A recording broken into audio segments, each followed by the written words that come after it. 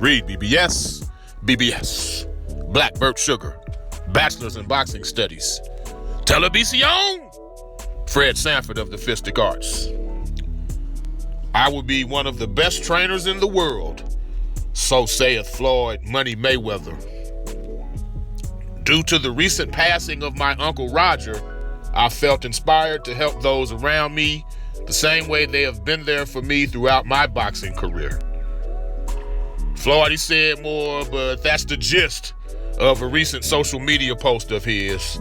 Now, before I swan dive deep into that, give you my thoughts, want to encourage you to subscribe, comment, sharing is caring, love tap and or bitch slap that like button for your boy. Speaking of love, if you want to show your boy some love, you can donate to my channel at coffee.com/REEDBBS. For the low price of a cup of coffee or a glass of beer. Hook your brother up if you're so inclined. Floyd as a trainer? Look, Floyd's inspiration is touching as fuck, like real talk. Uncle Roger worked like 34 of Floyd's 50 bouts, and along with Jeff, they held Floyd down and guided him when Floyd Sr. was locked up. Clearly, Floyd has the pedigree, the track record, skill, ring IQ, the know-how, and athletic ability. Like, that goes without saying.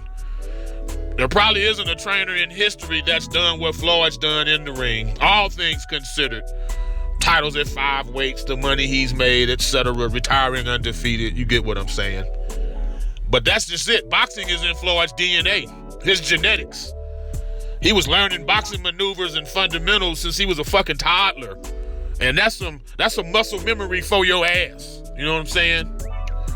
Here's my thing. Doing and teaching are two totally different things. Two totally different things. Easy to do doesn't equate to easy to teach either. More times than not, man, the better and more accomplished an athlete is, the less likely it is he'll be a good coach. Magic Johnson, arguably the best point guard in basketball history, motherfucker lasted like 15 damn days as a coach. Hard work, dedication, and patience. Great athletes, they rarely have the patience for teaching, for coaching, or training fighters. That was Magic Johnson's issue. That and unrealistic expectations. You know, he wanted dudes to do it like he did it, or to the level he did it. No, that's not entirely possible. And it's usually impossible in most cases. Now, there's exceptions to every rule. There's outliers. But in general, Vince Carter ain't teaching me, you, or anybody else a 360 windmill dunk. And I know for a fact, Zach LaVine can't coach me on going between the legs from the fucking free throw line either. Just ain't happening. I have my doubts Floyd can teach the pull counter or right-hand lead. He can demonstrate it till he's 95 years old in a wheelchair. But will it be absorbed is the question. That's the question. I mean, plenty of fighters do a half-ass shoulder roll. Shit, my grandmother can do the shoulder roll. But in most cases, they got maybe 1/10 or 1/20th of Floyd's timing, his reflexes, sense of anticipation. And I ain't even get into ego.